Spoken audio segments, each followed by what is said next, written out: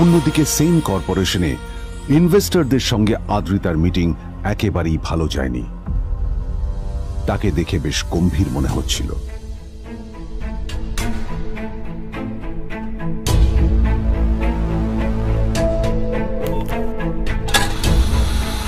ভাই, পৃথিবীতে এমন লোকও আছে, কি দিমাগ দেখলি? হ্যাঁ, কাজকর্ম তো কিছু করার নেই, আর কিছু করেও না। হ্যাঁ, শুধু চলে এসছে আমাদের ম্যাডামকে রাখাতে। এই 1 বছরে না কিচ্ছু বদলায়নি। আরে আমি তো ভেবেছিলাম যে এর সাথে ম্যাডামের আর কোনো সম্পর্কই নেই, কিন্তু না, এখন যা দেখছি উল্টে ম্যাডামের মাথায় উঠে নাচছে। আমার মাঝে মাঝে মনে হয় এদের দুজনের বিয়ে কিভাবে হলো। আর বিয়ে তো অনেক পরের কথা, 2 বছর হয়ে গেল, এদের এখনো ডিভোর্স হলো না। হ্যাঁ, আমার তো ভাবলে কিরকম অবাক যা লাগছে। বলেছিস।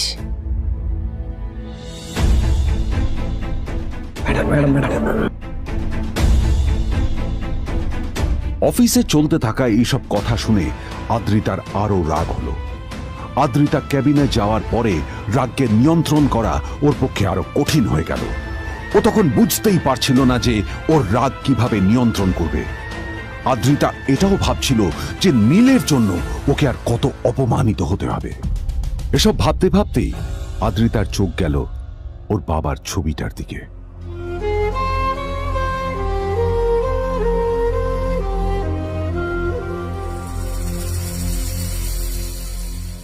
আমি তো তোমার সবচেয়ে প্রিয় মেয়ে ছিলাম বাবা, তাই তাই আমি সবসময় ভেবেছি যে তুমি আমার জন্য যাকে সিলেক্ট করবে সে সব থেকে শ্রেষ্ঠ হবে। তাই আমি নিজে থেকে কখনো কোনো রিলেশনশিপে যাইনি, আর তোমার কাছে বিয়ের কোনো শর্তও রাখিনি। কিন্তু কিন্তু তুমি না আমার সাথে কি করলে? এই গাধাটার সাথে আমাকে বিয়ে দিলে। আমার জীবনটা নষ্ট হয়ে গেল, শেষ হয়ে গেল।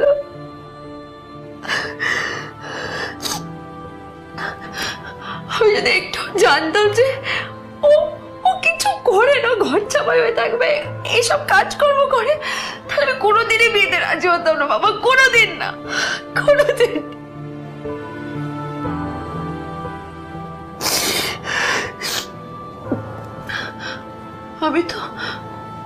আমি তো সবসময় ভাবতাম যে বাবা মারা তাদের সন্তানের ভালো চায়, কল্যাণ চায়, তাদের জন্য চিন্তা করে।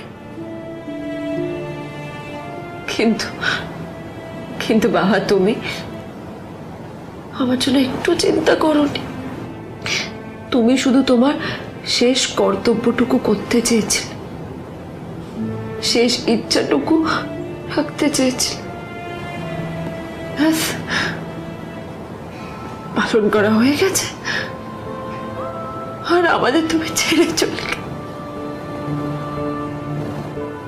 তুমি আমাকে ছেড়ে চলে গেলে। অন্যদিকে নীল রিইউনিয়ন পার্টির জন্য হোটেল প্রাইম স্টারের দিকে রওনা হলো। হোটেল প্রাইম স্টার ছিল শহরের সবচেয়ে দামি হোটেল। ওখানে শহরের সব বড় লোকেরা যাতায়াত করত। নীল যখনই তার পুরনো বাইকটা নিয়ে ওখানে পৌঁছলো, ওর পুরনো জামা কাপড়, পুরনো বাইক আর ওর পায়ে ছেঁড়া চপ্পল দেখে সিকিউরিটি গার্ড ওকে গেটের বাইরেই আটকে দিল। কোথায় যাচ্ছিস শালা ভিখিরি? না না দাদা, আপনি আমাকে ভুল বুঝছেন। আসলে আমাকে ইনভাইট করা হয়েছে, আমি এই হোটেলেই এসেছি। শালা মিথ্যে কথা বলার জায়গা পাস না? হ্যাঁ, মিথ্যে কথা বলার আগে নিজের চেহারাটা তো দেখতিস।